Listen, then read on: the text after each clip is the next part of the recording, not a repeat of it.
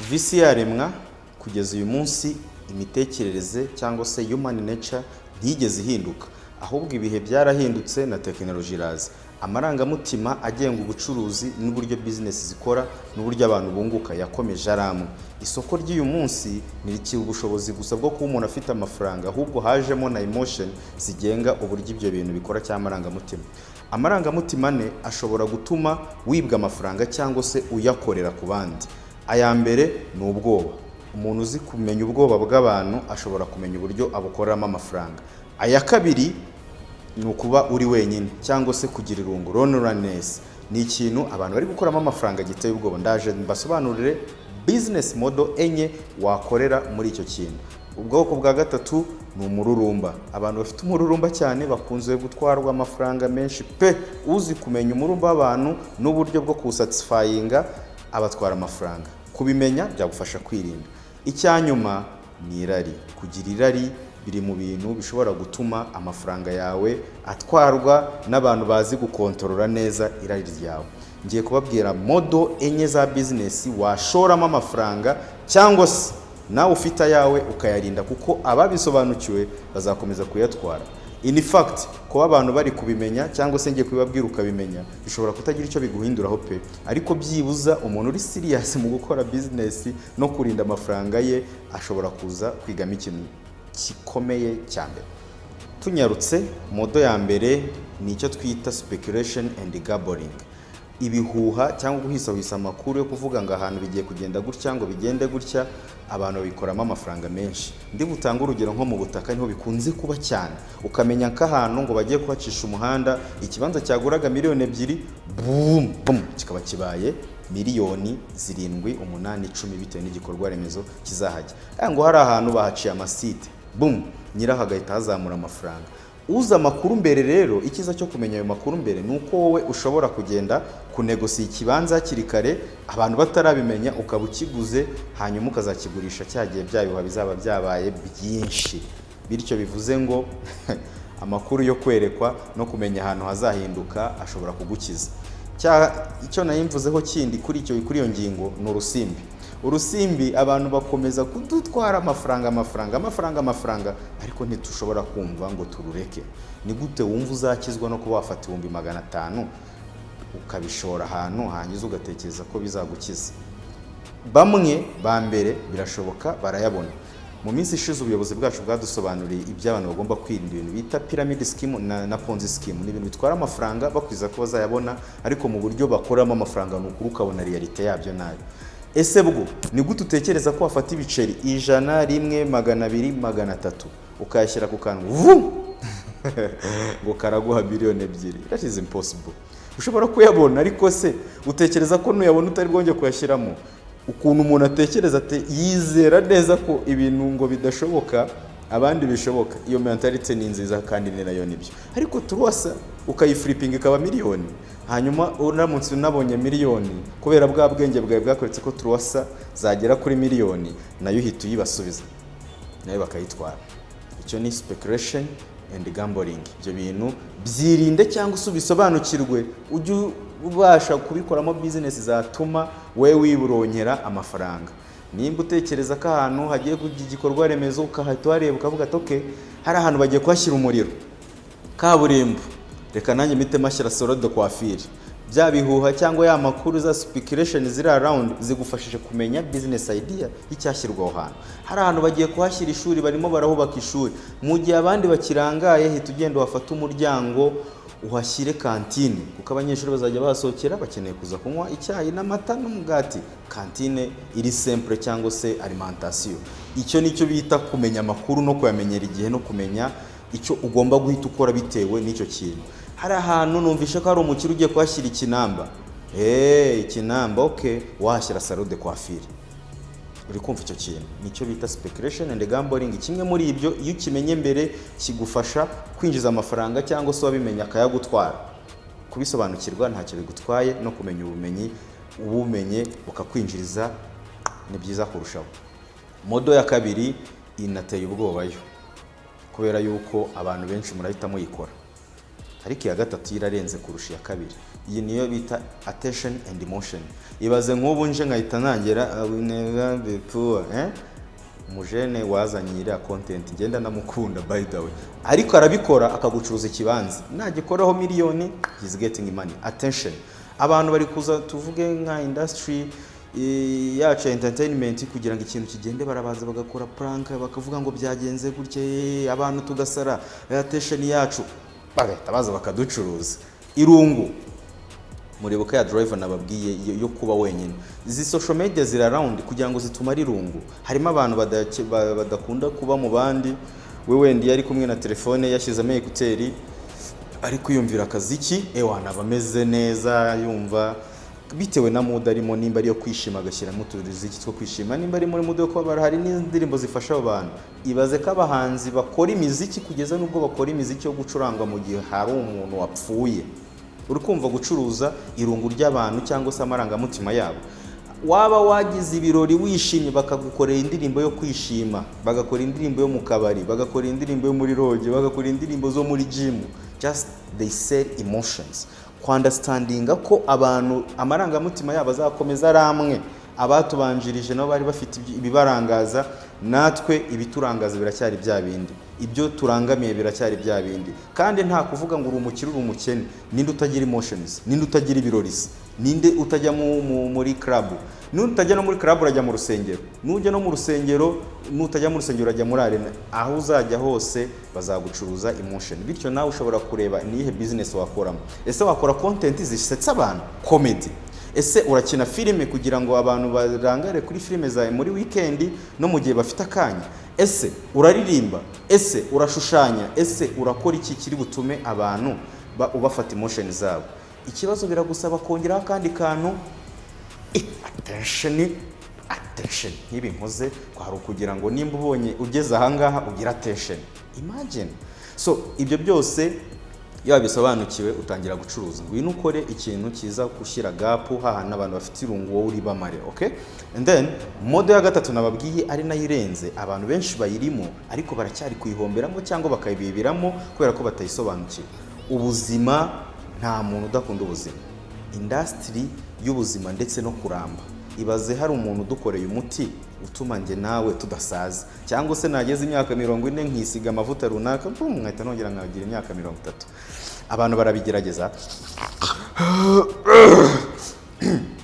Ho bari umuntu wahita ucuruza umuti w'amasenezite cyangwa se wo kuza gutuma nakomeza kujya ngira ibibazo by'umuyaga buruka akayaga kaje mu mazuru ngo nyakubite nyagire nabi. Iyo miti irahari. Uwo muti wawukoze yazaye gukemura ikibazo gihari cy'abantu bafite ubwo burwayi, ariko aracyacuruza kuko ntago yawukoreye ngo uduhera ubuntu. Isi abandi bafite umubyibuho ukabije bakajya muri siporo kugira ngo bagabanye ibiro, cyangwa se umuntu agahita gucuruza imiti yakozwe ngo uyu muti yunyweye ngo kugabanyiriza ibiro. Njya mbabona ngo ugabanyiriza ibiro kuva ku 100 ngo ugahita ugabanya ibiro 10 mu gihe cy'ukwezi kumwe.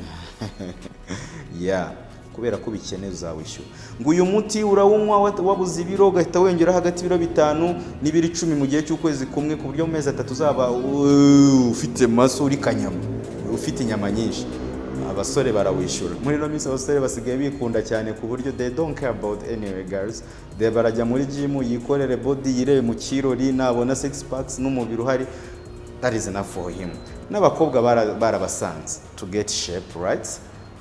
Shape nziza kubera ki dukunda ubuzima. Everyone love his life or her life. Ukava mu gasiporo ni mugoroba ukirukanga, bacuruza inkweto za siporo kubera ko azajya muri siporo yambaye ikisi. Bacuruza tennis de sport, bazajya muri siporo bambaye iyihe tennis hejuru. Aho hose ni industry ubukeneye kwitaho. Ahubwo ibyo byose ndi kuvuga nicyo nakita value chain, kuko ntago bizarangira ukoze gym gusa ari cyo cyonyine akora. Hazaba n'umuntu ukubwira ati noneho ivuye gym uraza ukarya bino, aba nutritionist, uraza ukarya bino, iyo ukoze iyi combination iraza ugakora kino kintu mu gihe runaka ukagabanya bino bintu. Uwo muntu naka akakwishyuza kuri iyo service aguhaye. So to understand health sector iracyarimo na gap nini kubera ko biracyakeneyemo abantu benshi baza kubifasha kugira ngo itere imbere, bityo harimo amahirwe menshi kandi business zaho ziri sustainable, ni za business zigiye kirekire ziramba. Umuntu akaza kuvuga ati amavuta arakugira inzobe, abantu dukunda kuba inzobe, why? Kubera iki? Uw'inzobe nagashaka kuyongera, why? we want to look good. Mfite iki gikara cyanjye harimo uduheri nshaka, hari amavuta nisiga bigashira.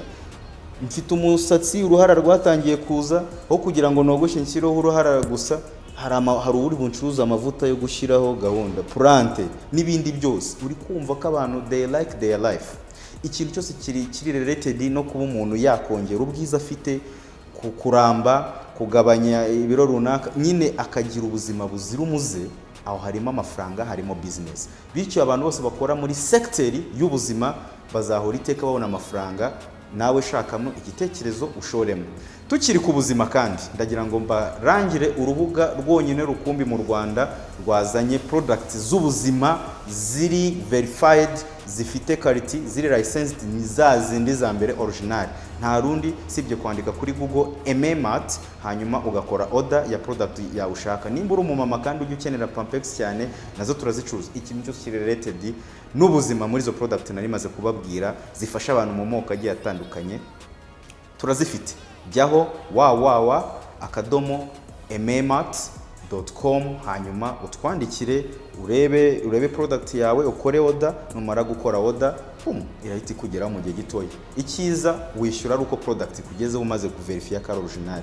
Ikindi kintu kiza kirenze kuri ibyo ngibyo ni uko uzahita utwamamariza. Bizarangira ubwo inshuti zawe aho wakuye ikintu kiza cyagufashije gusa neza, n'ahandi ni kuri MMart. Mutwandikire, muduhamagare, tubasobanurira izo product n'uburyo zabageraho. Model ya nyuma, credit and leverage. Ngwa ngo ibi uyu munsi umuntu uzi kugufata ahazaza akahagushyirira uyu munsi uzamugana no matter what. Umuntu azaga kukubwira ati ko nta telefone ufite wakishyuye aya ngaya nkayiguka azagenda yishyura gahoro gahoro. Wari uyikeneye. You see that?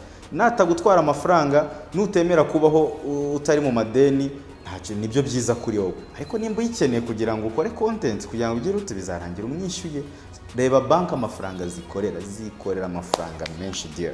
Banks, they make good money, too much money. Kubera iki? Bo kuri bo kuguha amafaranga ni assets, mu gihe kuri wowe ari liability. Tuvuge nk'urugero, reka nanga simulation example. Uragiye baguhaye inzu, uzayishyura mu myaka 10. Hanyuma uzabishyura nibashyira interest rate wenda 18 cyangwa 20, ushobora kuzarangira yanzu yishyuye miliyoni 15. Nubasha kuyishyura n'ubundi baracyari mu nyungu ya miliyoni 5. Nutabasha kuyishyura yanzu bazayitwara bayiteze, kubera ko ni asset yabo. Mbese nawe ubwawe uri muri asset yabo. Iyo bari kubara mu mafaranga bafite, umutungo bafite, amafaranga baguhaye bayashyira mu gice cya assets, mu gihe wowe ayo wakiriye uyashyira mu gice cya liability. Ibi bintu kugira ngo byumve asset and liability nshobora kuzakora hari irindi somo ribisobanura neza, kuko abantu barabyitiranye. Ni gute uri kugura hazaza hawe uyu munsi ukahagura winjiriza undi muntu? Wakihanganye ugasevinga gake gake mpaka kubigezeho gahoro gahoro. Ubuzima ntago ari ugutaruka step ngo vubum ku iterambere. Oya, siko bimera. Ni gake gake ushobora kupanga amafaranga ukayabona gake, uyu munsi ukayabona, ejo ugasevinga, ugakora ka business gato kagakura mpaka ugeze kuri bya bintu. Ariko nimba utabasha kwihangana, reka bateguye umushinga wabo neza bakomeze bo bakore business bunguke, kuko babisobanukiwe.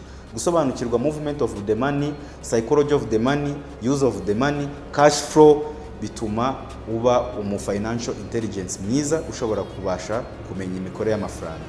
Kwiga ubumenyi no gusobanukirwa ibyo byose mbabwiye ntacyo bikwambura, ahubwo icyo bikongera ni ukumenya ngo nashora hehe, ni izihe industry cyangwa sector zibamo amafaranga. Maze kuzibabwira uko arenye.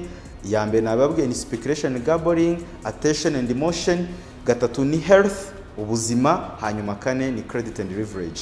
Hanyuma iya nyuma izengurutse byose ibifasha ahariho hose ni technology, kuko technology yaraje isavinga izo industry zose, kubera yuko abantu tuzakenera technology materials, tuzakenera services zazo, tuzakenera kubyiga, tuzakenera ababizi kugira ngo badufashe mu buryo bwabwo bwose. Iyo ni bonus, ushobora nawe kwinvestinga imwe muri izo ngizo nari mbabwiye. Nubwo hari izindi, izo nizo zibamo business ziramba kandi zinjiza amafaranga buri munsi, kuko ni ibintu abantu bakenera. Ubwo wenda hirya yo guhaha no kurya, nta kindi kiba gisigaye, ariko kurya ngira ngo nabyo turabyongera mu buzima, nari nabivuze pe. Nitwa Strato Havugimana, aha ni kuri CEO Logic. We talk about growth, development, business, mindset changing, kubera yuko imitekerereze yawe nitajya ku murongo na business izakunanira. Niyo wahembwa umushahara udafite ibitekerezo byiza, uzabura umushahara, uzajya uhoruza urya ushira, wirengagize ko nta source of income imwe izaguteza imbere. Kora follow nimba ushaka kugira ngo ujye wiga ibintu nk'ibi ngibi, nutayikora ubutaha ntuzatubona, nuyikora ubutaha uzabona n'ibindi byinshi. Anyway, sura account yacu, hariho video nyinshi zisobanura ibintu byinshi, haba mu buzima, haba muri business n'iterambere.